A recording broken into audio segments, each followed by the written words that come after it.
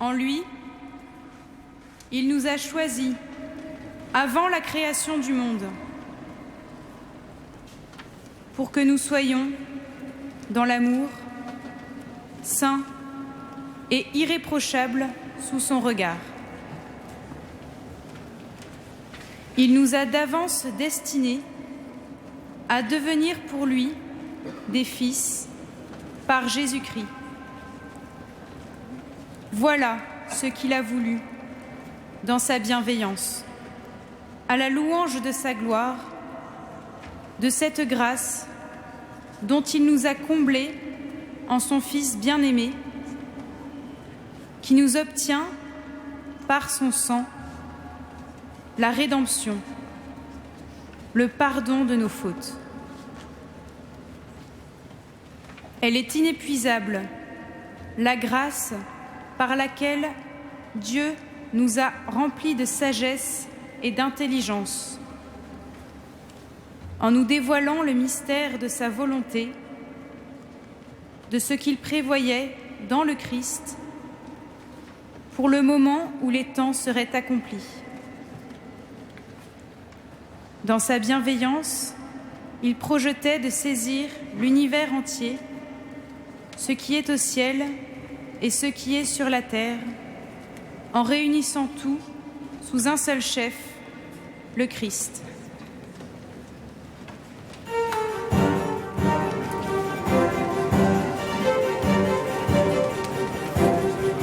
Voici celui qui vient de nous, Seigneur, acclamez notre roi.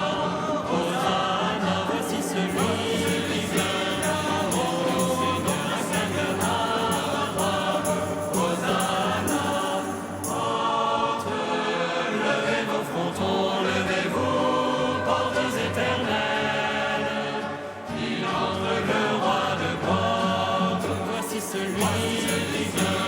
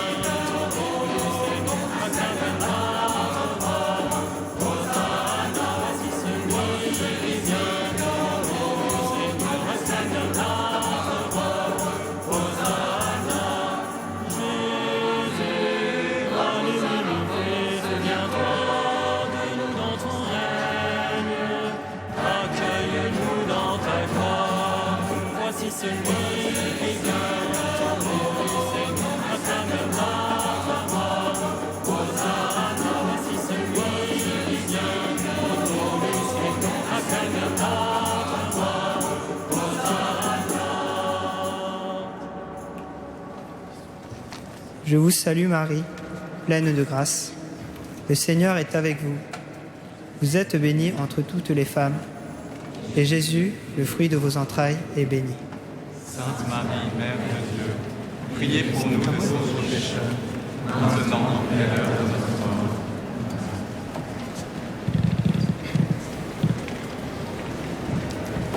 De l'Épître aux Éphésiens. Maintenant, en Jésus-Christ, vous qui étiez loin, vous êtes devenus proches par le sang du Christ. C'est lui, le Christ, qui est notre paix. Des deux, Israël et les païens, il a fait un seul peuple. Par sa chair crucifiée, il a fait tomber ce qui les séparait, le mur de la haine, en supprimant les prescriptions juridiques de la loi de Moïse. Il voulait ainsi rassembler les uns et les autres en faisant la paix et créer en lui un seul homme nouveau. Les uns comme les autres, réunis en un seul corps, il voulait les réconcilier avec Dieu par la croix. En sa personne, il a tué la haine. Il est venu annoncer la bonne nouvelle de la paix pour vous qui étiez loin, la paix pour ceux qui étaient proches.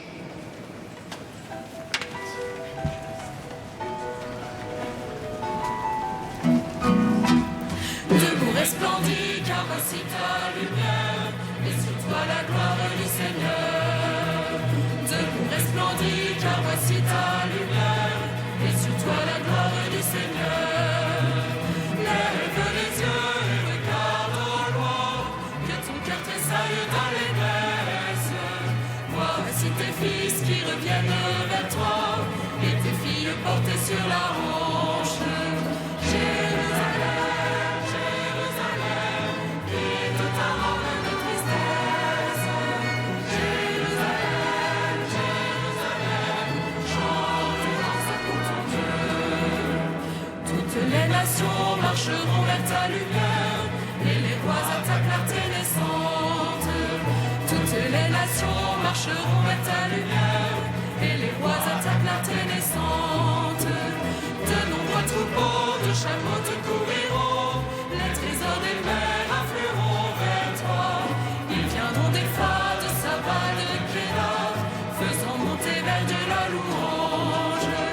Jérusalem, Jérusalem, quitte ta robe de tristesse. Jérusalem, Jérusalem, chante et danse pour ton Dieu. Les fils d'étrangers rebâtiront tes remparts, et leurs rois passeront par tes portes. Les fils d'étrangers rebâtiront tes remparts, et leurs rois passeront par tes portes. Je ferai de toi un sujet de joie, on t'appellera ville du Seigneur. Les jours de ton deuil seront tous accomplis, parmi les nations tu me glorifieras. Jérusalem, Jérusalem, quitte ta robe de tristesse. Jérusalem, Jérusalem, chante et danse pour ton Dieu. Je vous salue, Marie, comblée de grâce. Le Seigneur est avec vous. Vous êtes bénie entre toutes les femmes, et Jésus, le fruit de vos entrailles, est béni. Sainte Marie, Mère de Dieu, priez pour nous pauvres pécheurs, maintenant et à l'heure de notre mort. Amen. À l'heure où Jésus passait de ce monde à son Père, il disait à ses disciples : « Je vous laisse la paix, je vous donne ma paix. Je ne vous la donne pas comme le monde la donne. Que votre cœur ne se trouble point et ne s'alarme point. Vous avez entendu que je vous ai dit : je m'en vais et je reviens vers vous. Si vous m'aimiez, vous vous réjouiriez de ce que je vais au Père, car le Père est plus grand que moi. Et maintenant, je vous ai dit ces choses avant qu'elles arrivent, afin que, lorsqu'elles arriveront, vous croyiez. Je ne parlerai plus guère avec vous, car le prince du monde vient. Il n'y a rien en moi qui puisse lui donner prise. Mais il faut que le monde sache que j'aime le Père et que je fais tout ce que mon Père m'a commandé.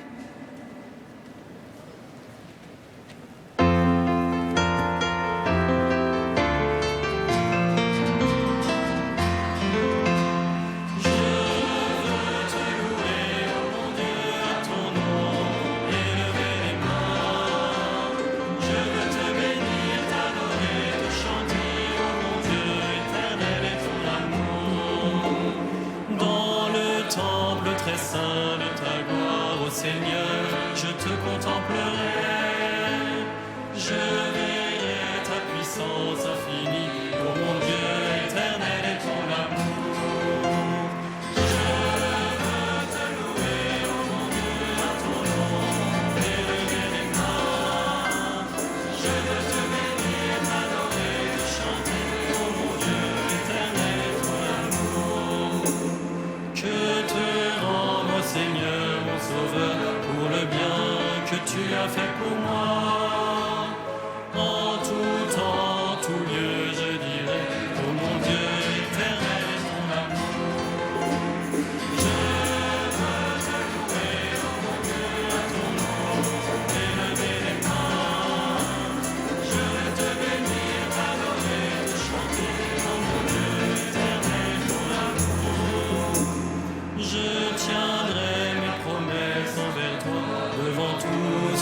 serait ton nom.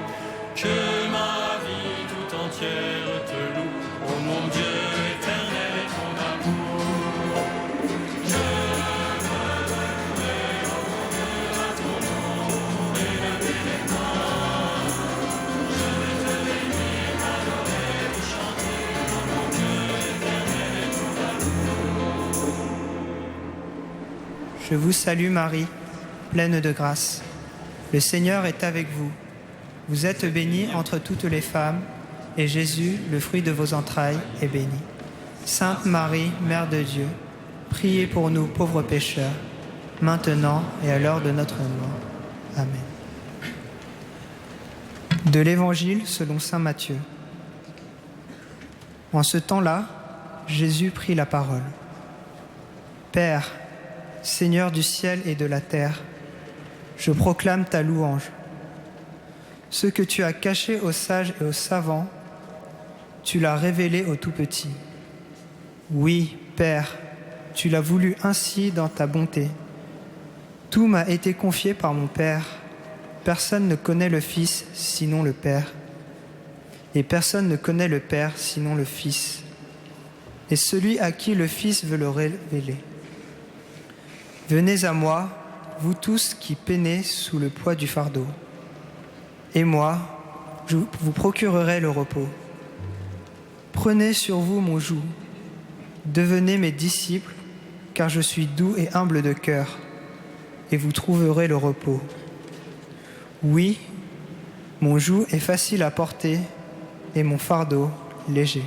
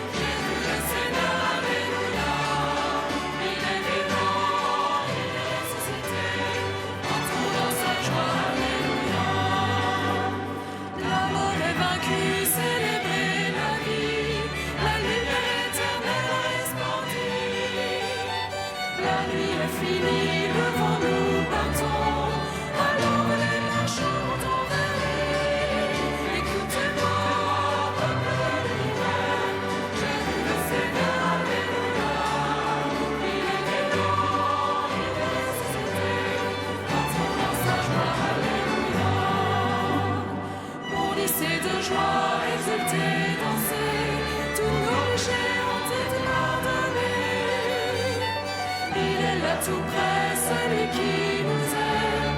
Venez à lui, soyez transfigurés. Écoutez-moi, peuple de l'univers. J'ai vu le Seigneur, alléluia.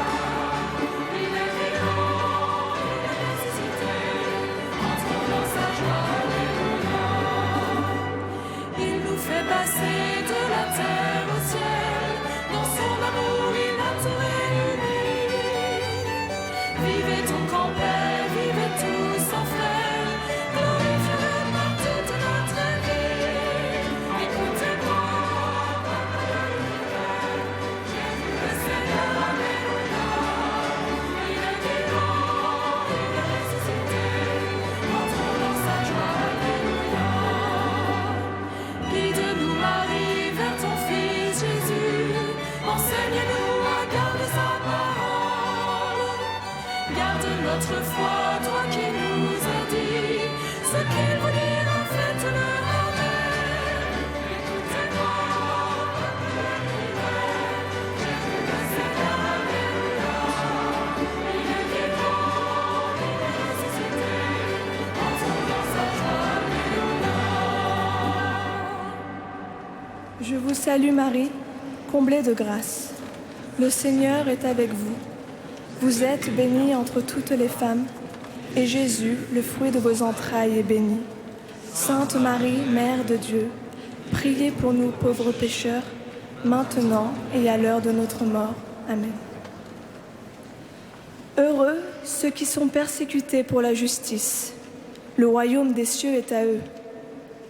Heureux serez-vous si l'on vous insulte, si l'on vous persécute, et si l'on dit faussement toutes sortes de mal contre vous à cause de moi.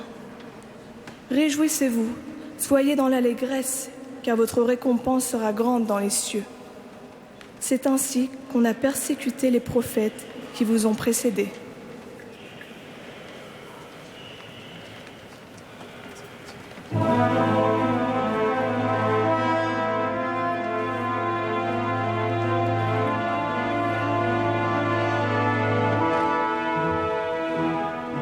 Si le vent des tentations s'élève, si tu heurtes le rocher tes épreuves,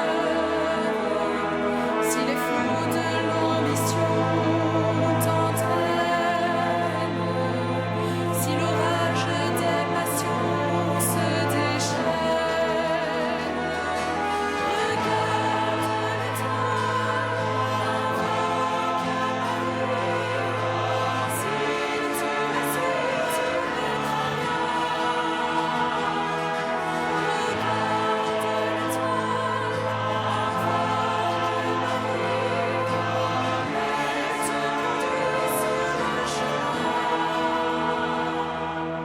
dans l'angoisse et les périls, le doute, quand la nuit du désespoir te recouvre, si devant la gravité de tes fautes, la pensée du jugement te tourmente,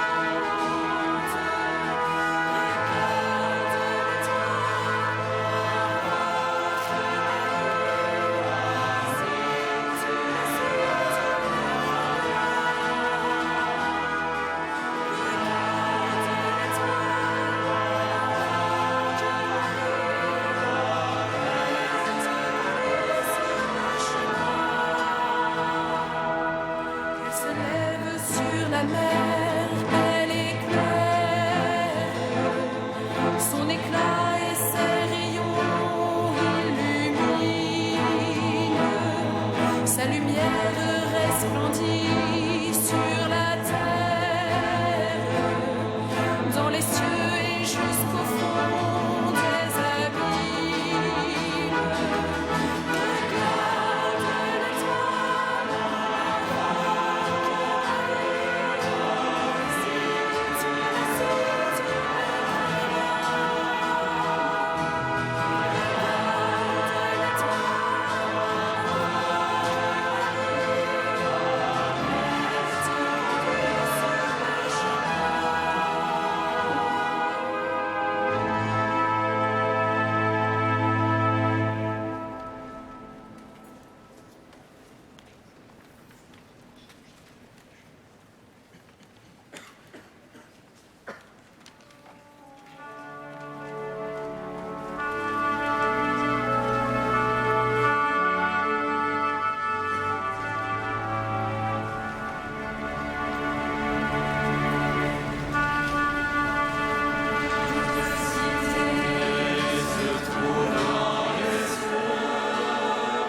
Nous verrons l'épouse de l'agneau, resplendissante de la gloire de Dieu,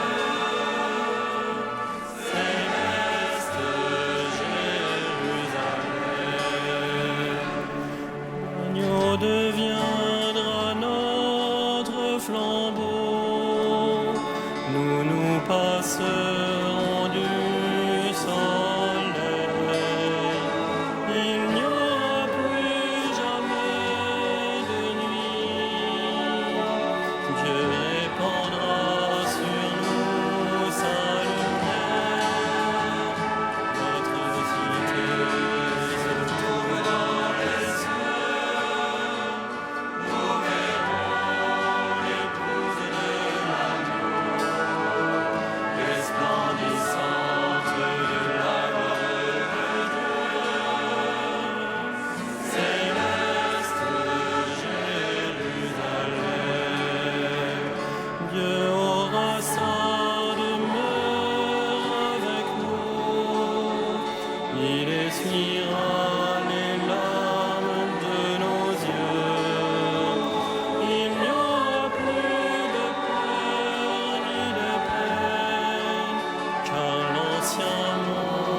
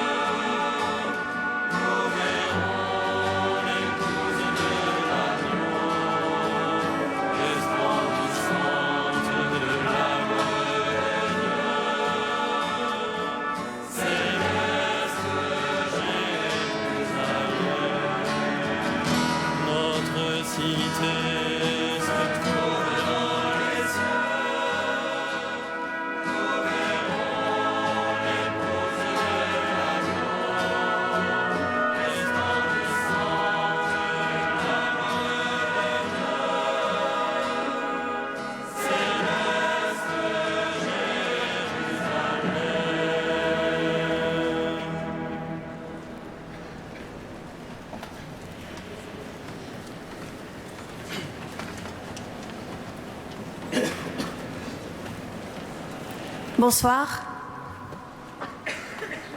L'aumônerie de l'École du Louvre vous propose d'entrer dans la prière et le silence en contemplant l'œuvre de Marc Couturier datée de 1994 qui se trouve au fond du chœur de l'église. Elle est appelée Croix et Gloire et étend ses bras au-dessus d'une Pietà baroque commandée par Louis XIV au sculpteur Nicolas Coustou. La croix a d'abord une signification narrative.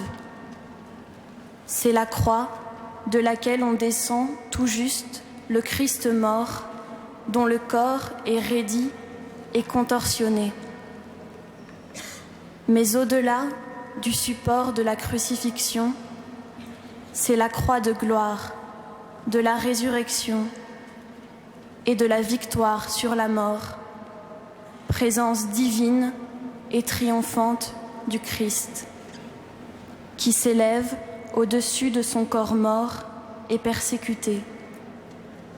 La condition entièrement humaine et entièrement divine du Christ est ainsi résumée. La croix glorieuse, œuvre contemporaine, s'harmonise parfaitement avec la Pietà baroque.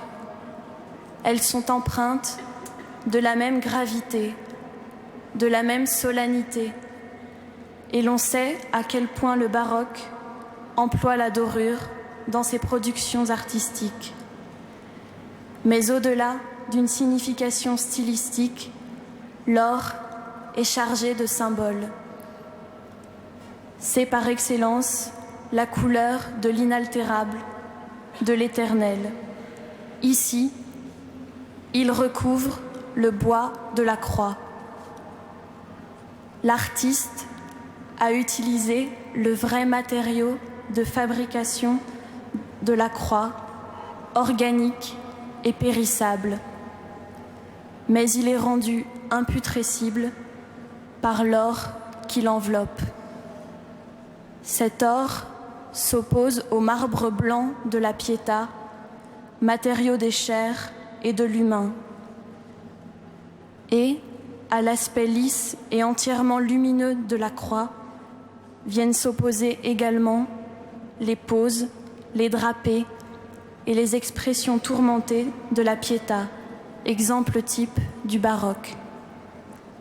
La Vierge, dont les bras étendus créent une symétrie avec les bras de la croix, semble invoquer Dieu, les yeux levés, dans une douleur extrême, presque une incompréhension. Mais son geste peut être un geste d'offrande, et ses bras, comme les bras de la croix, offrent le sacrifice de son Fils aux hommes. Enfin, la présence de cette œuvre s'inscrit vraiment dans l'histoire de l'art parisien et dans l'histoire de la cathédrale. Ainsi, en faisant entrer l'art contemporain à Notre-Dame, le cardinal Lustiger, qui a commandé cette œuvre à l'artiste Marc Couturier, s'inscrit dans la tradition de la cathédrale qui accueillait, à partir de 1449, les mets de Notre-Dame, offrande d'œuvres d'art par les artistes contemporains pour le 1er mai. C'est donc une œuvre harmonieuse, humble, et qui a su se soumettre au groupe sculpté qu'elle surmonte. Mais l'œuvre est majestueuse. Elle irradie et illumine le fond de l'Église en apportant, par les moyens les plus simples, une signification à la fois claire et implicite à la représentation de la mort du Christ.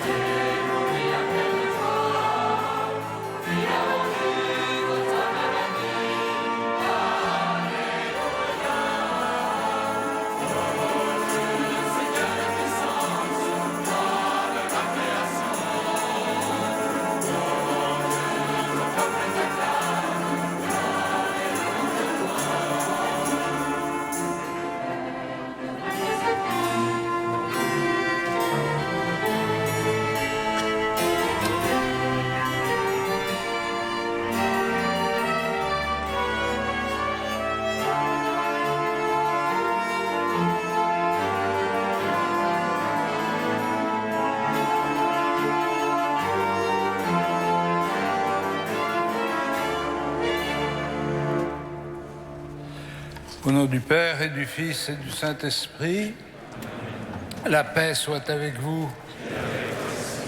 Frères et sœurs, chers amis, c'est une joie pour moi de vous accueillir encore cette année dans la cathédrale pour la messe de rentrée des étudiants des 8 diocèses de la province de Paris, avec les prêtres qui concélèbrent avec moi et qui sont ceux qui vous accompagnent dans votre cheminement tout au long de l'année scolaire, avec les évêques auxiliaires qui nous ont rejoints.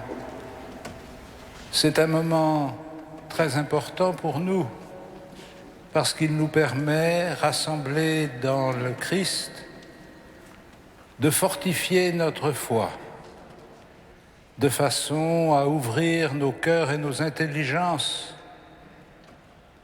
et à devenir capables de mieux comprendre le monde dans lequel nous sommes engagés et pour lequel le Christ a donné sa vie. Préparons-nous à célébrer cette Eucharistie en reconnaissant que nous sommes pécheurs, alors que nous souhaitons prier pour la paix dans le monde, et en particulier pour les chrétiens du Proche-Orient ou d'Ukraine ou d'autres pays du monde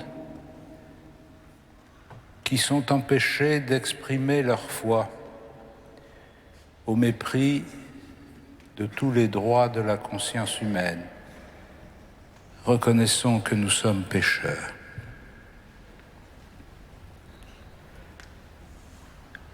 Je confesse à Dieu Tout-Puissant, je reconnais devant mes frères que j'ai péché en pensée, en parole, par action et par omission. Oui, j'ai vraiment péché. C'est pourquoi je supplie la Vierge Marie, les anges et tous les saints, et vous aussi, mes frères, de prier pour moi, le Seigneur notre Dieu, et que Dieu Tout-Puissant nous fasse miséricorde, qu'il nous pardonne nos péchés et nous conduise à la vie éternelle.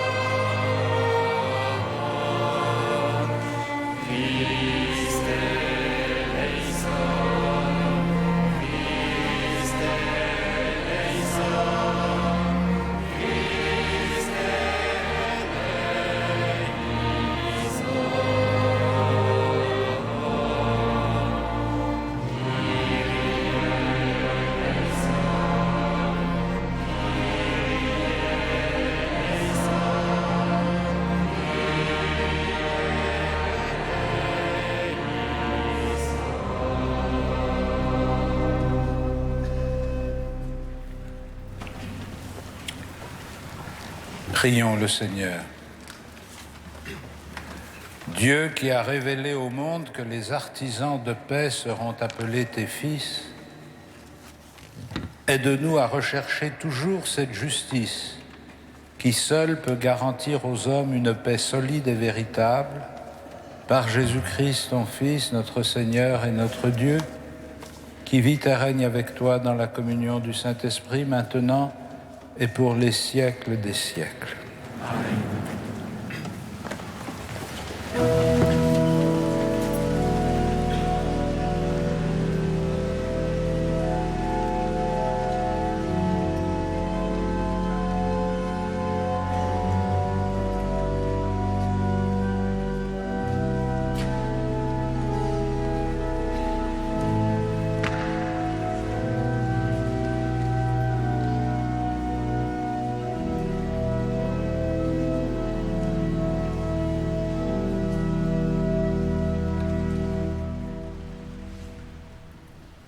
Lecture de la lettre de saint Paul apôtre à Philémon. Frère, ta charité m'a déjà apporté beaucoup de joie et d'encouragement. car grâce à toi, le cœur des fidèles a été réconforté. Certes, j'aurais largement le droit, dans le Christ, de te dicter ce que tu dois faire, mais je préfère, au nom de la charité, t'adresser une demande. Moi, Paul, qui suis un vieil homme, moi qui suis aujourd'hui en prison à cause du Christ Jésus, j'ai quelque chose à te demander pour Onésime, mon enfant à qui, dans ma prison, j'ai donné la vie du Christ.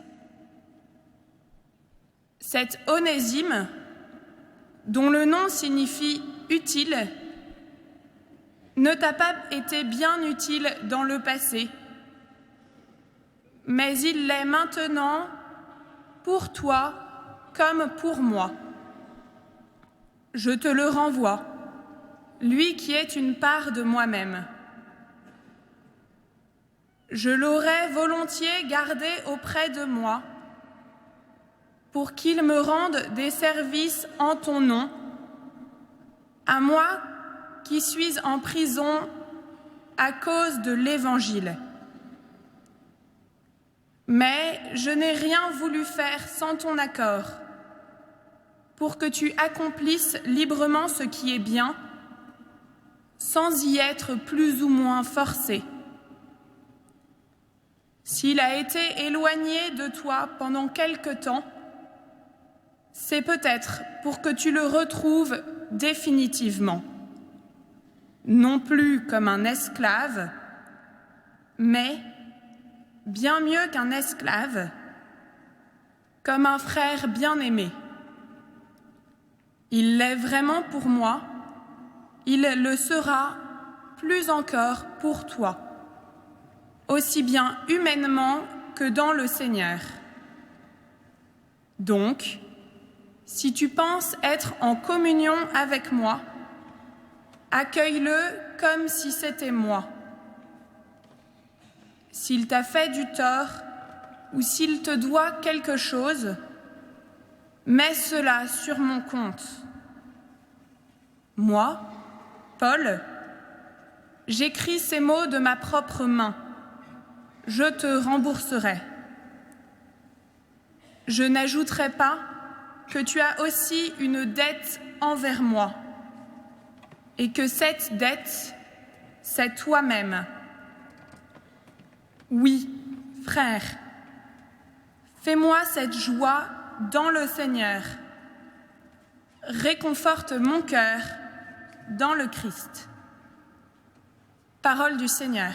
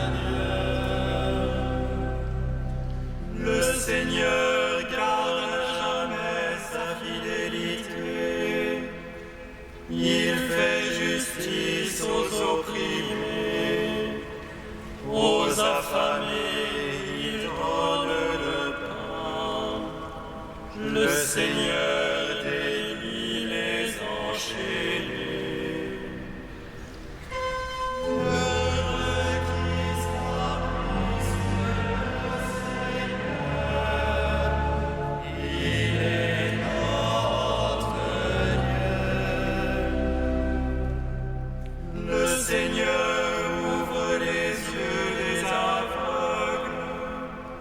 Le Seigneur redresse les accablés.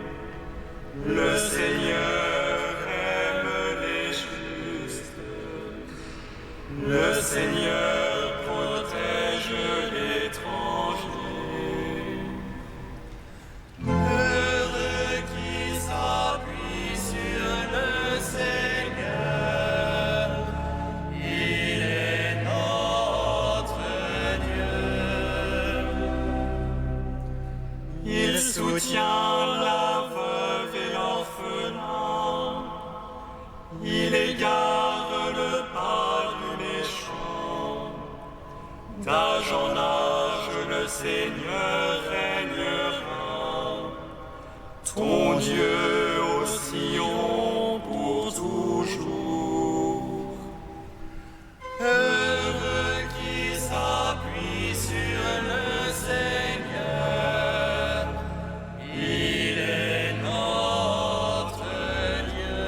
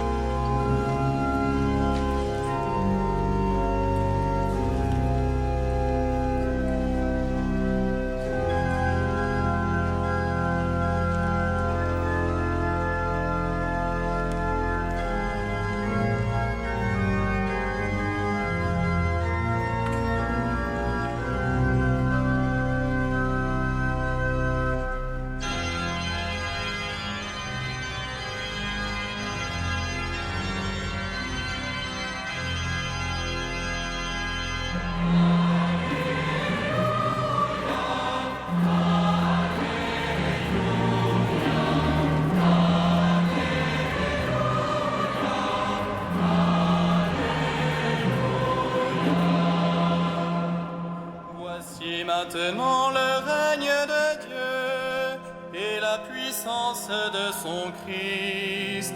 Béni soit celui qui vient au nom du Seigneur. Alléluia.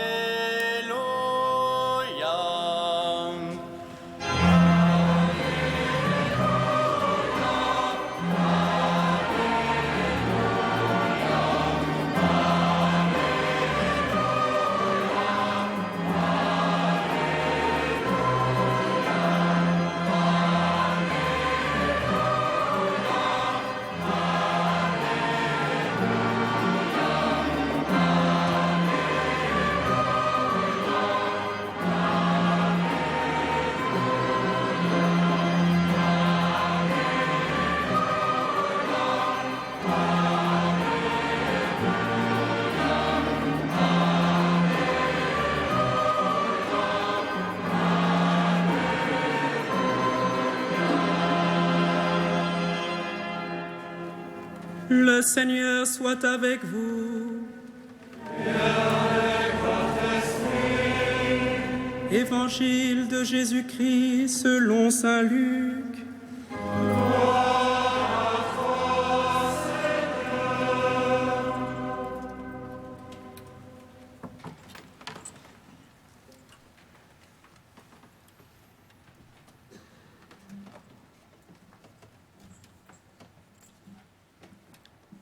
Comme les pharisiens demandaient à Jésus quand viendrait le règne de Dieu, il leur répondit : le règne de Dieu ne vient pas d'une manière visible. On ne dira pas : le voilà, il est ici, ou bien il est là. En effet, voilà que le règne de Dieu est au milieu de vous. Et il dit aux disciples : des jours viendront où vous désirerez voir un seul des jours du Fils de l'homme, et vous ne le verrez pas. On vous dira : le voici, il est ici, il est là. N'y allez pas, n'y courez pas. En effet, comme l'éclair qui jaillit illumine l'horizon d'un bout à l'autre, ainsi le Fils de l'homme, quand son jour sera là. Mais auparavant, il faut qu'il souffre beaucoup et qu'il soit rejeté par cette génération. Acclamons la parole de Dieu.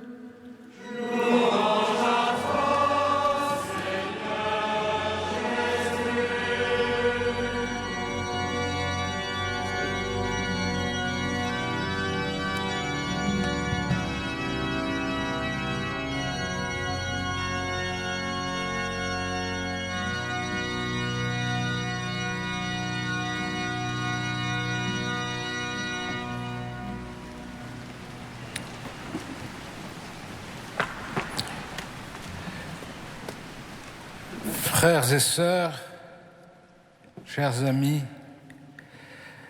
les pharisiens ne sont pas les seuls à s'inquiéter de quand, comment et où viendra le règne de Dieu. Ils sont les seuls à l'exprimer dans ces termes qu'ils ont hérités de la tradition juive. Mais la question de l'accomplissement, de l'achèvement de l'humanité, du monde, du cosmos, est une question qui habite le cœur de tout homme, soit pour scruter les origines, soit pour spéculer sur les finalités. On voudrait tellement savoir comment ça a commencé. Et on voudrait surtout tellement savoir comment ça finira. Que tout le monde s'interroge. Qu'est-ce qui devient signe? Qu'est-ce qui peut nous apporter une étincelle de vérité sur ce déroulement de l'histoire dont notre petit créneau de quelques millions d'années a réussi à se convaincre qu'il en est le centre. Et puisqu'il en est le centre, il pense qu'il doit pouvoir en maîtriser toutes les dimensions. Et puisque l'homme est habité par cette inquiétude de son devenir personnel, ce que chacune et chacun d'entre nous va devenir et du devenir collectif de l'humanité, alors tous sont aux aguets. Quand le règne de Dieu va-t-il venir? Quand est-ce que tout ça va arriver?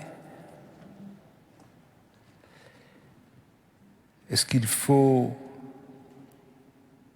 scruter le cosmos? Nous vivons depuis 48 heures dans la fébrilité de la réussite qui a marqué ces jours-ci dans l'exploration. Au XIXe siècle, on explorait les continents inconnus. Maintenant, on est passé à une autre dimension. Et avec toujours cette idée qu'il y a quelque part, il y a le secret, la clé. Et si on se débrouille bien, on finira peut-être par la trouver. Mais qu'est-ce qu'on en fera? Comment ces découvertes successives peuvent contribuer au développement de l'homme, ou bien peuvent-elles contribuer à l'enfermer? Est-ce que ces clés que nous découvrons peu à peu dans l'univers ouvrent notre intelligence à l'infinité des mondes?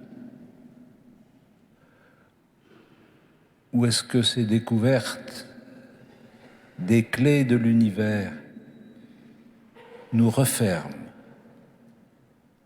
sur les craintes de ce qui pourrait advenir.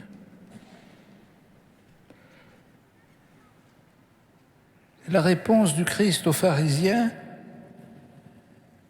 doit nous aider à comprendre le règne de Dieu, l'accomplissement de l'humanité, de l'histoire, du cosmos, n'est pas un phénomène naturel. Ça n'est pas le terme d'une évolution naturelle. Ça n'est pas une sorte de phénomène géologique qui arrivera, quelles que soient les précautions que l'on prendra. C'est un événement d'un autre ordre. Aussi bien nous pouvons scruter le ciel et la terre et les abîmes, nous pouvons user nos yeux et nos cellules grises pour essayer de mettre en forme la logique de ce monde, et nous devons le faire pour que ce monde soit vivable et habitable. Mais quand nous aurons fait tout cela, nous n'aurons toujours pas la clé,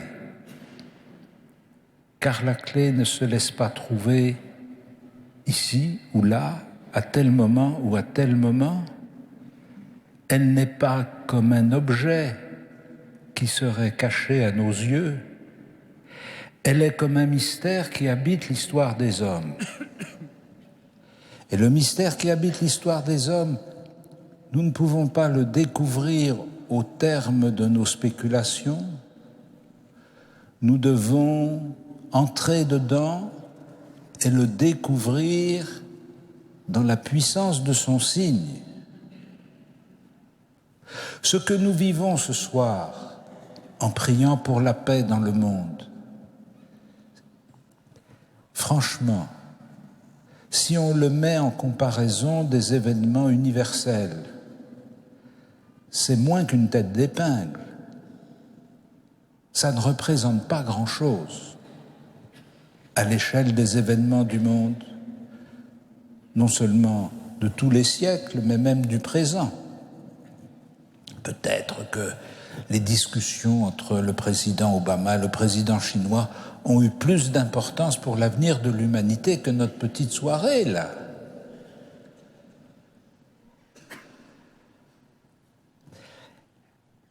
Et pourtant, ce que nous faisons ce soir peut devenir un levier, peut devenir un élément de transformation. Vous êtes quelques milliers ici ce soir, on va multiplier par 2 par ceux qui auraient pu venir et qui ne sont pas venus, ou qui auraient voulu venir et qui n'ont pas pu venir, ou par 3 si vous voulez, allons jusqu'à 15 000, ça ne fait pas cher. Mais c'est rien du tout. Enfin, c'est très bien. C'est rien du tout par rapport à la masse des étudiants en France, et même en Île-de-France. Un tout petit troupeau.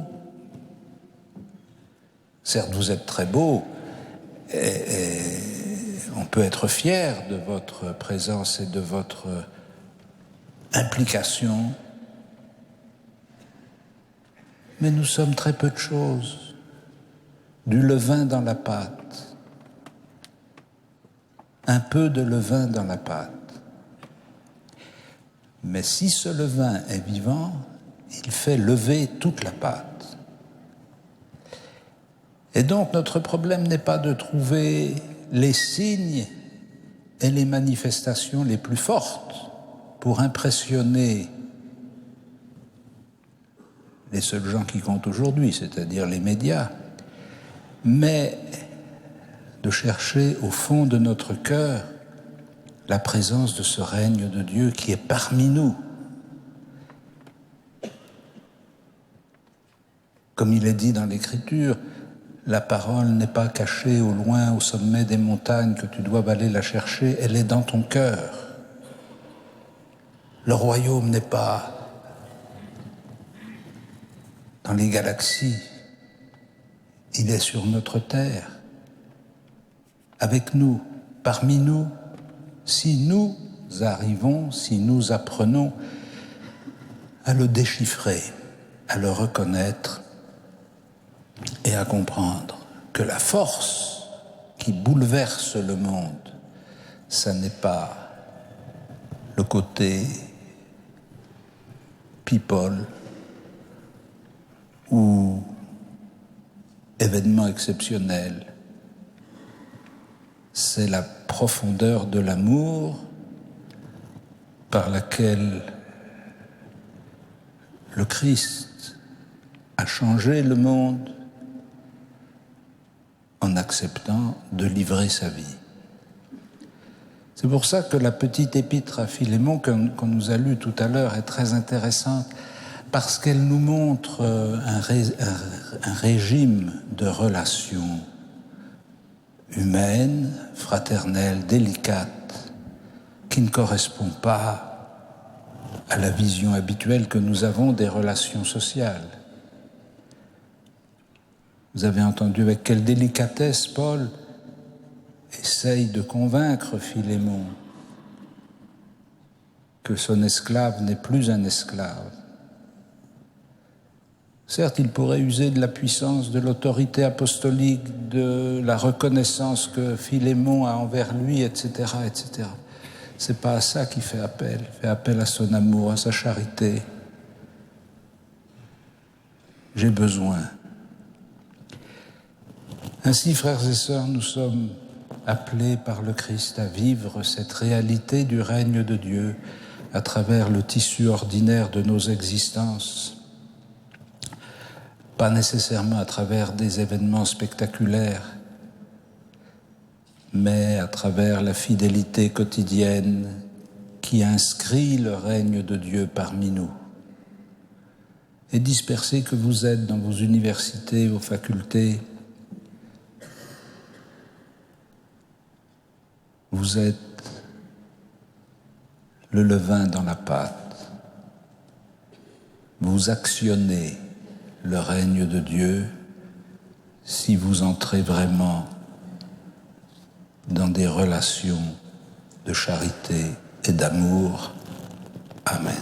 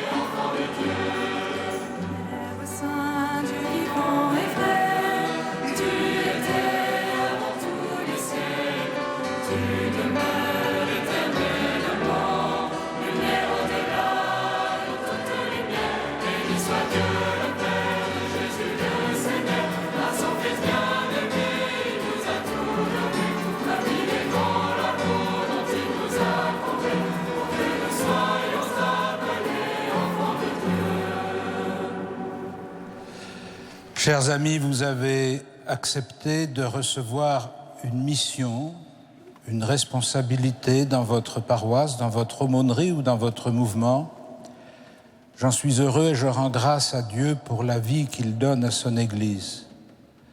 En cette nouvelle année universitaire, je vous invite maintenant, avec toute l'Assemblée, à renouveler la profession de foi de votre baptême. Pour vivre dans la liberté des enfants de Dieu, rejetez-vous le péché. Pour échapper au pouvoir du péché, rejetez-vous ce qui conduit au mal. Pour suivre Jésus-Christ, rejetez-vous Satan qui est l'auteur du péché. Oui, je le rejette. Croyez-vous en Dieu, le Père Tout-Puissant, Créateur du ciel et de la terre. Croyez-vous en Jésus-Christ, son Fils unique, notre Seigneur, qui est né de la Vierge Marie, a souffert la passion, a été enseveli et ressuscité d'entre les morts et qui est assis à la droite du Père. Croyez-vous en l'Esprit Saint, à la Sainte Église catholique, à la communion des saints, au pardon des péchés, à la résurrection de la chair et à la vie éternelle.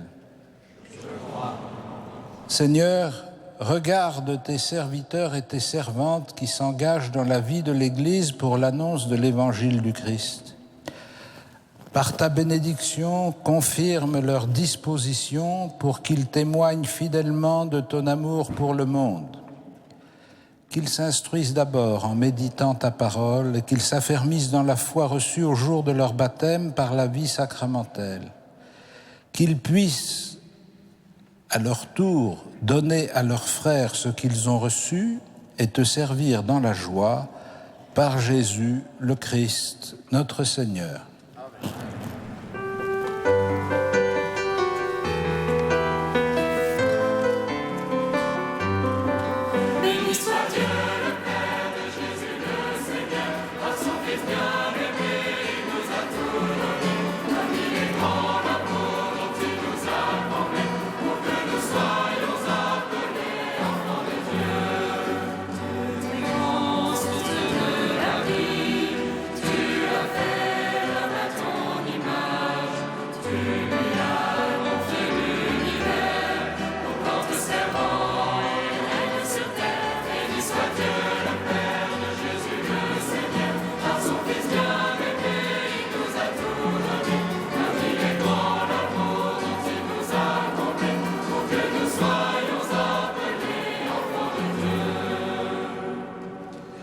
Frères et sœurs, avec confiance, nous nous tournons vers le Seigneur et nous lui présentons nos intentions de prière.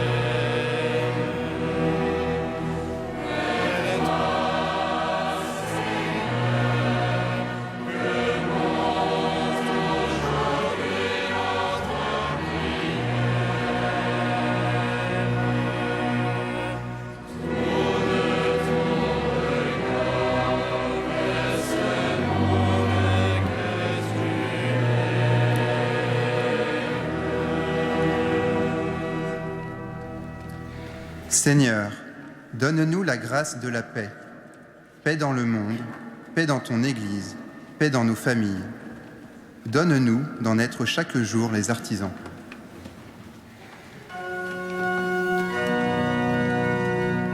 Vers toi, Seigneur, que monte aujourd'hui notre prière. Tourne ton regard vers ce monde que tu aimes.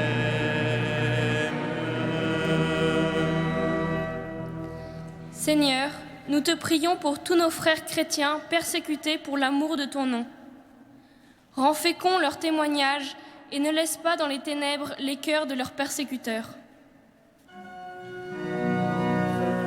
Vers toi, Seigneur, que monte aujourd'hui notre prière.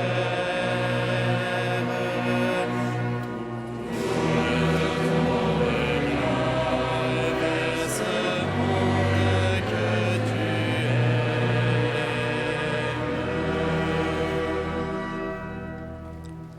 Seigneur, nous te prions pour chacune de nos aumôneries et de nos paroisses. Donne-nous d'y vivre la joie de l'Évangile. Fais de chacun d'entre nous les adorateurs, les serviteurs et les apôtres que tu désires.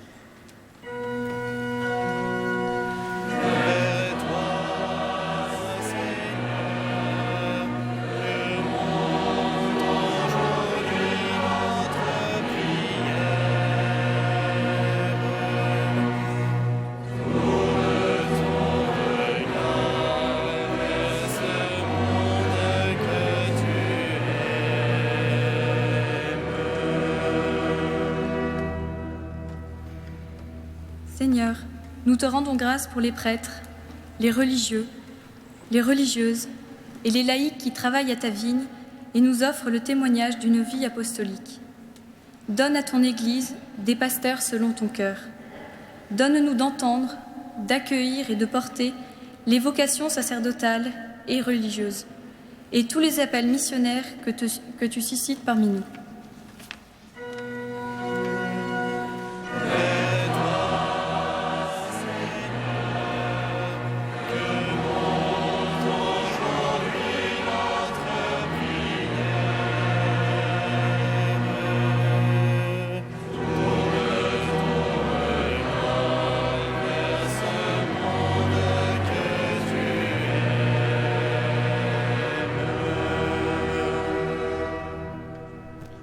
Seigneur notre Dieu, pour que notre Église soit le signe du règne de Dieu à l'œuvre dans l'histoire des hommes,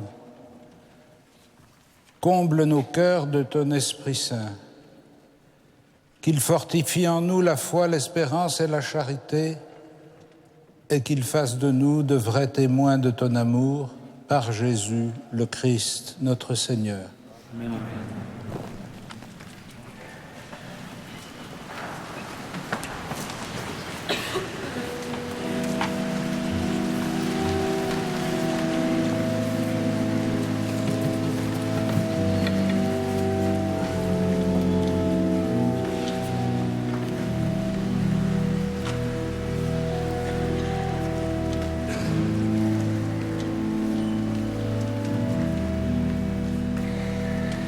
Je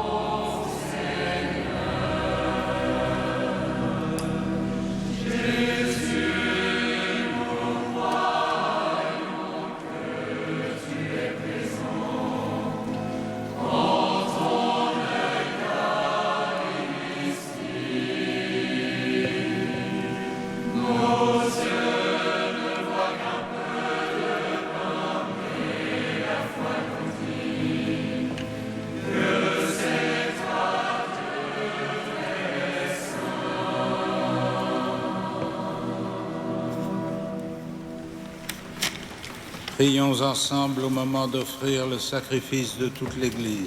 Pour la gloire de Dieu. Sous les signes du pain et du vin, nous t'offrons, Seigneur, le sacrifice du Christ immolé pour l'unité de son corps. Que ce sacrement du royaume attendu entretienne en chacun de tes fils la patience et la ténacité au service de la paix sur la terre, par Jésus le Christ, notre Seigneur. Le Seigneur soit avec vous. Élevons notre cœur. Rendons grâce au Seigneur notre Dieu.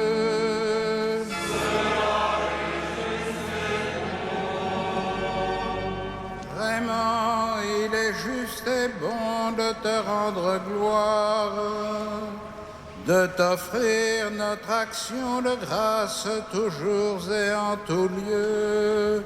À toi, Père très saint, Dieu éternel et tout-puissant, par le Christ notre Seigneur. En lui, tu as voulu que tout soit rassemblé, et tu nous as fait partager la vie qu'il possède en plénitude. Lui qui est vraiment Dieu, il s'est anéanti pour donner au monde la paix par le sang de sa croix.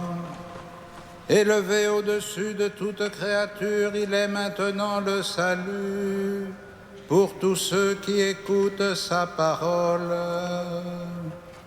C'est pourquoi, avec les anges et les archanges, avec les puissances d'en haut et tous les esprits bienheureux, nous chantons l'hymne de ta gloire et sans fin nous proclamons.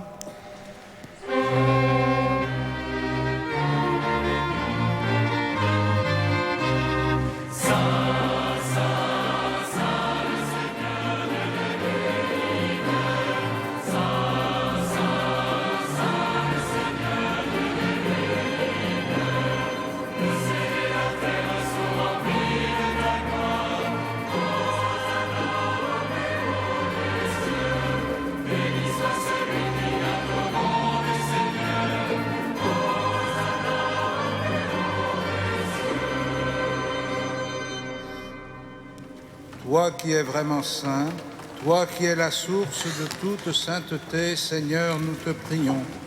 Sanctifie ces offrandes en répandant sur elles ton esprit, qu'elles deviennent pour nous le corps et le sang de Jésus, le Christ, notre Seigneur.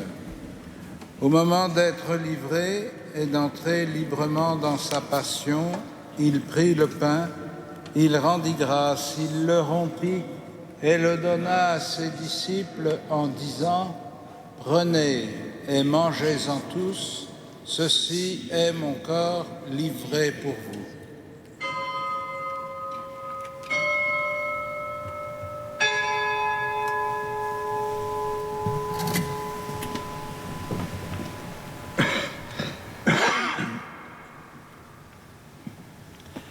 De même, à la fin du repas, il prit la coupe. De nouveau, il rendit grâce et la donna à ses disciples en disant : « Prenez et buvez-en tous, car ceci est la coupe de mon sang, le sang de l'alliance nouvelle et éternelle, qui sera versé pour vous et pour la multitude en rémission des péchés. Vous ferez cela en mémoire de moi. »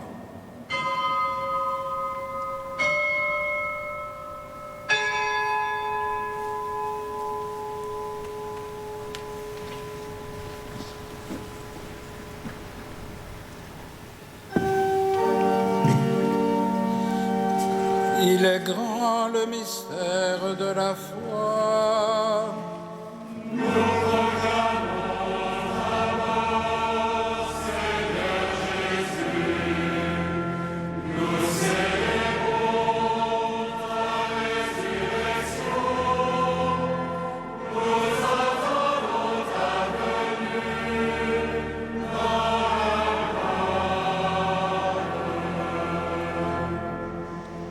faisant ici mémoire de la mort et de la résurrection de ton Fils, nous t'offrons, Seigneur, le pain de la vie et la coupe du salut, et nous te rendons grâce, car tu nous as choisis pour servir en ta présence.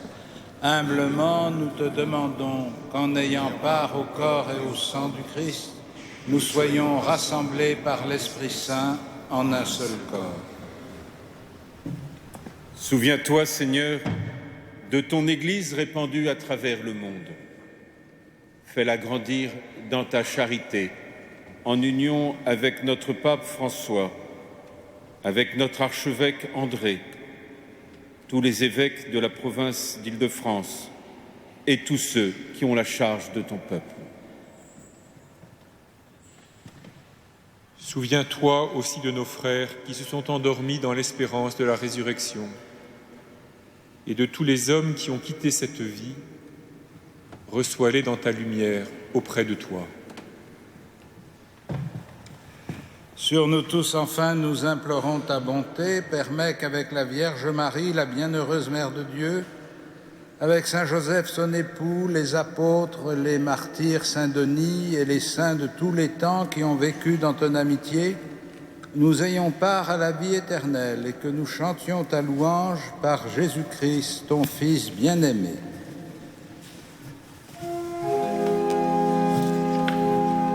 Par lui, avec lui et en lui, à toi, Dieu le Père Tout-Puissant, dans l'unité du Saint-Esprit, tout honneur et toute gloire, pour les siècles des siècles.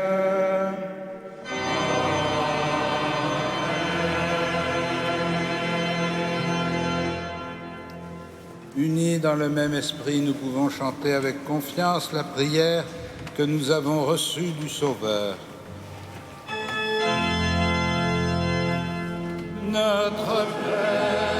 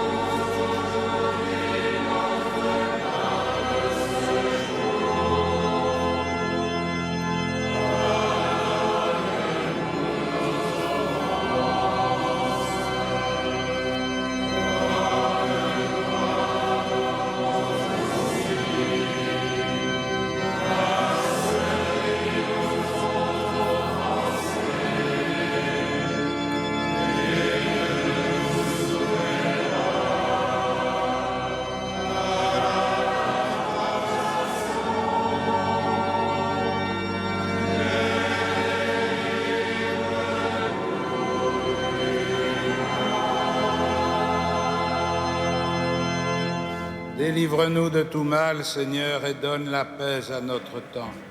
Par ta miséricorde, rends-nous libres du péché, rends-nous forts devant les épreuves en cette vie, où nous espérons le bonheur que tu promets et l'avènement de Jésus-Christ, notre Sauveur.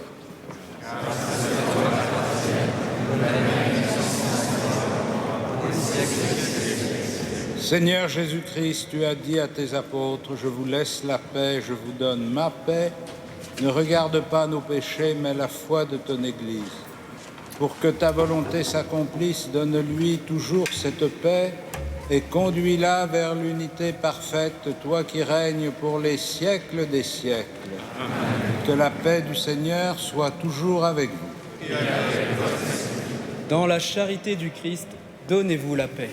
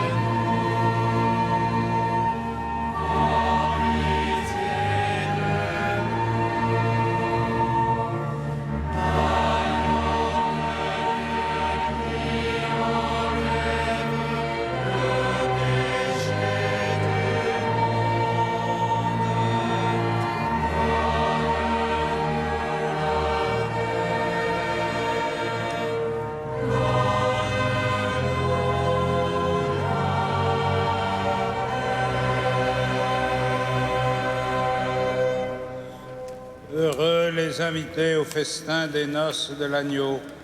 Voici l'agneau de Dieu qui enlève le péché du monde. Seigneur, je ne suis pas digne de te recevoir, mais dis seulement une parole et je serai guéri.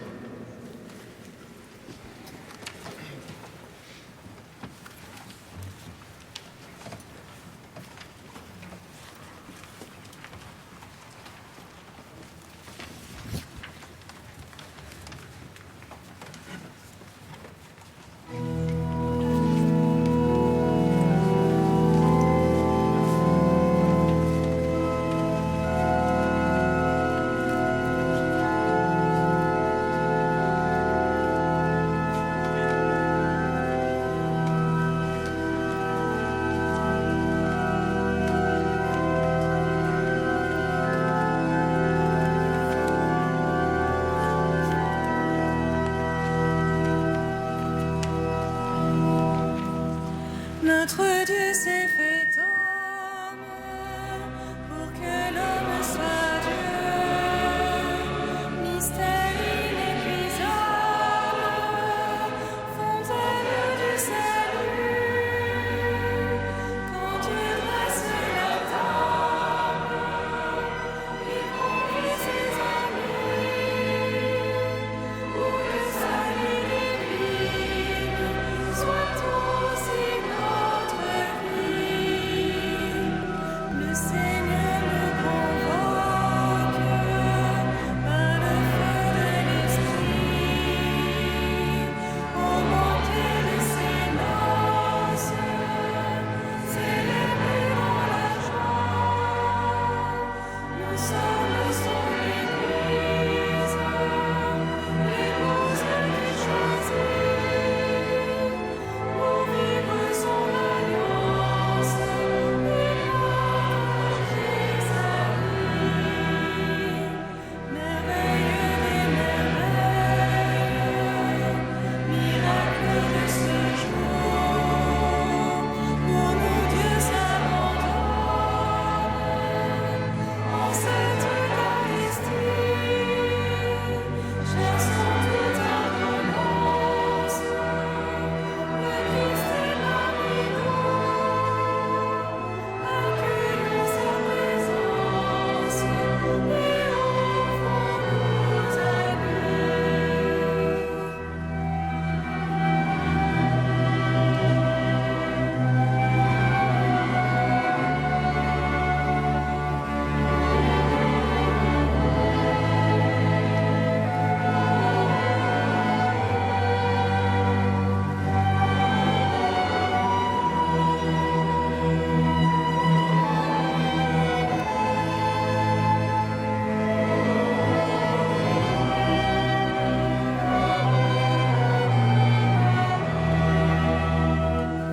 Dieu se fait nourriture pour demeurer en nous. Il se fait vulnérable et nous attire à lui. Mystère d'intelligence, par Dieu qui s'humilie pour que sa créature soit transformée en lui. Il frappe à notre porte, le Seigneur Tout-Puissant.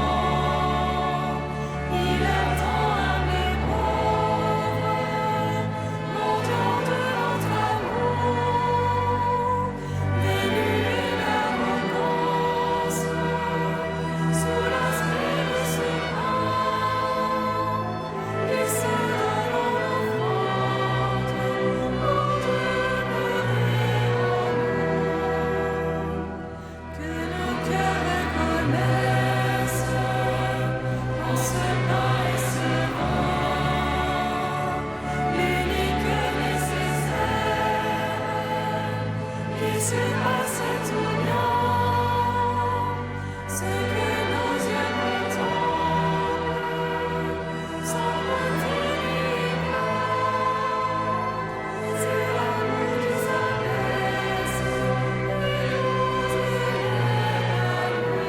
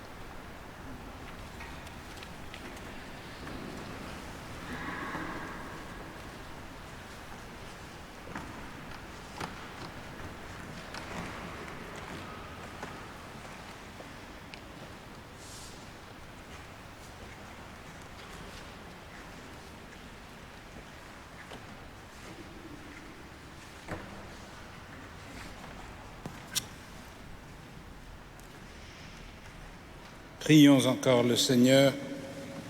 Seigneur, inspire-nous toujours plus de charité, afin qu'alimentés par le corps et le sang du Christ, nous fassions fructifier en ce monde la paix qu'il a lui-même donnée, lui qui vit et règne avec toi dans la communion du Saint-Esprit, Dieu pour les siècles des siècles. Asseyez-vous.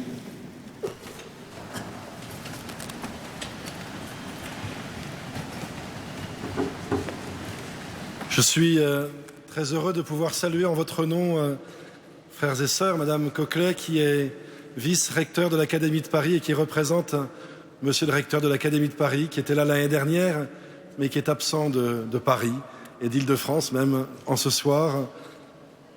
Merci à vous d'être parmi nous et de pouvoir ainsi témoigner de la volonté de tous ces étudiants de participer à la construction du bien commun et d'être là où ils sont artisans de paix.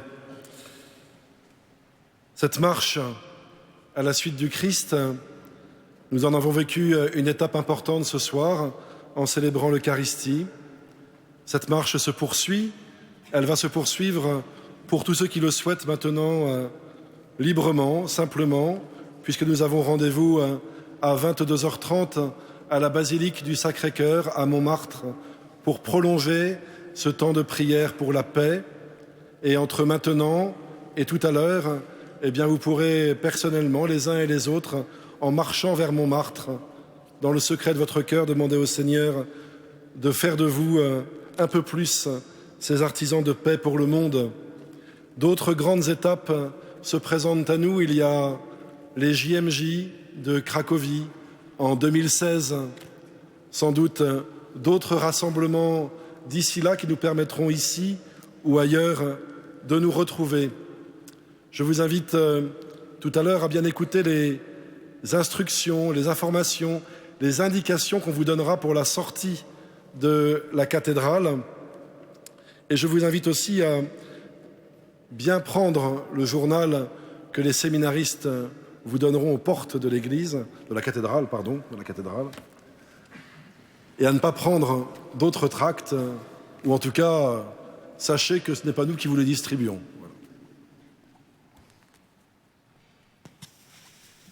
Voilà, le moment est venu de nous quitter.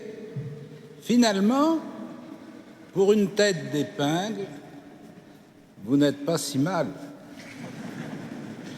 On va dire que vous êtes une grosse tête d'épingle. Non, mais sérieusement, je pense que notre Église peut être fière d'avoir des jeunes convaincus en son sein et disposés à laisser orienter leur vie par l'appel du Christ. Pour ceux qui ne sont pas historiens, et peut-être pour quelques historiens quand même, je vous indique qu'il y a tout juste 100 ans, au début de la Première Guerre mondiale, au mois de septembre 1914, Charles Péguy a été tué dans un des premiers combats de la Première Guerre mondiale, en Seine-et-Marne.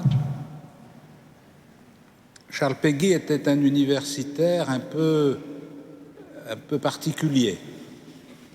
Il était catholique convaincu, socialiste reconnu, anticlérical fréquemment,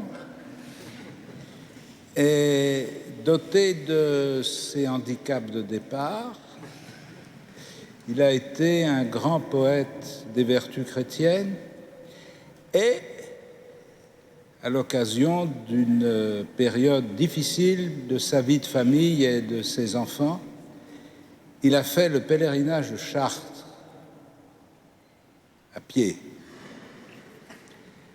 Et il a été ainsi l'un des promoteurs du moderne pèlerinage de Chartres, auquel vous êtes invités et qui sera le 80e anniversaire du pèlerinage des étudiants à Chartres.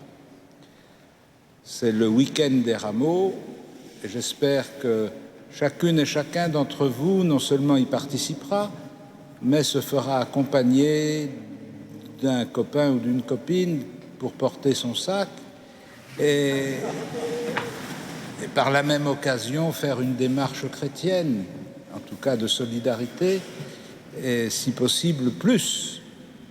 Donc je vous donne rendez-vous à Chartres pour le dimanche des Rameaux et je vous souhaite une très bonne année universitaire.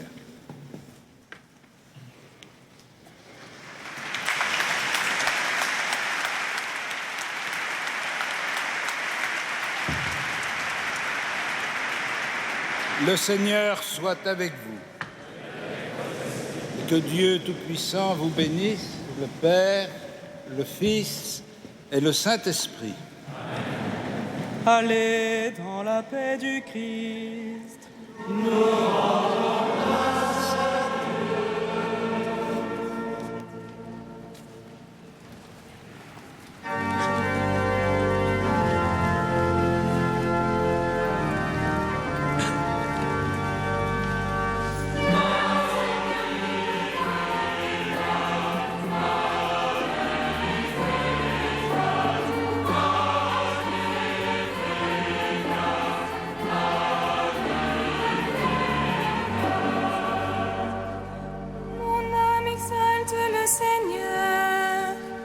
Exulte mon esprit en Dieu mon Sauveur. Il s'est penché sur son humble servante.